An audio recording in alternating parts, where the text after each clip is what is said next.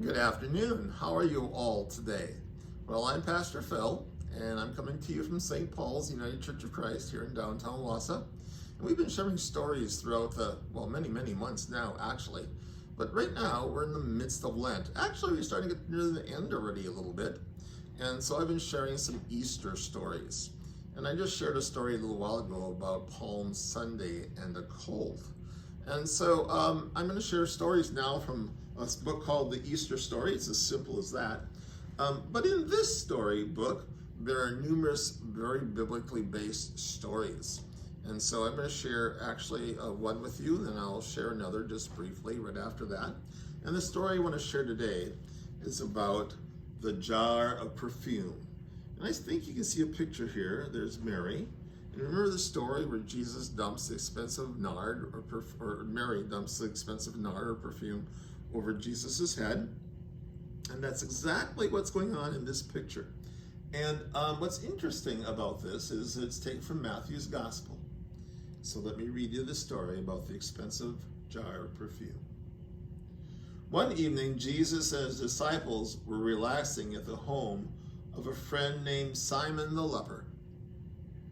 While they were eating their meal, a woman entered the house. She held an alabaster jar of very expensive perfume. She went up to Jesus, interrupting the meal, and gently poured the perfume all over his head. The liquid slowly trickled down his hair, and the sweet scent of the perfume filled the air. The disciples were outraged. "How thoughtless," they said. "This perfume could have been sold for a great deal of money. The money should have been given to the poor instead of being wasted in such a way." They waited for Jesus to react, confident that he would agree with them. But Jesus surprised them, as he often did. Gently taking the woman by the hand, he turned to his friends and spoke to them firmly. "Stop criticizing her. This woman's actions show that she knows who I am. She has done something beautiful. She hasn't been wasteful. She has prepared me for my death. What she has done today will be remembered for many years to come." Well, the disciples were amazed. What did all this mean? However, one of the disciples thought differently from the rest. He knew that Jesus had enemies. He knew the chief priests would do anything to get their hands on Jesus and destroy him. He knew that he had the opportunity to make some money.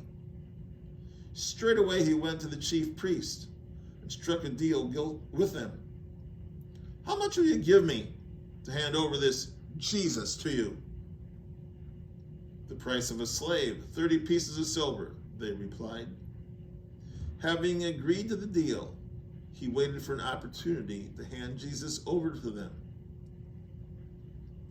And that disciple's name was Judas.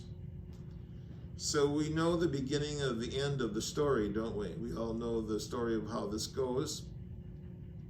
And we all know it's Judas who ends up selling Jesus out. But in the meantime, I have to wonder, as he was dying on that cross, did the smell of that perfume still linger on his skin? Just wondering. Well, that's my story today. Again, simply from a book called The Easter Story. I'm going to be sharing one more story from this book. I hope you enjoyed it. Thanks for joining me today. Bye for now.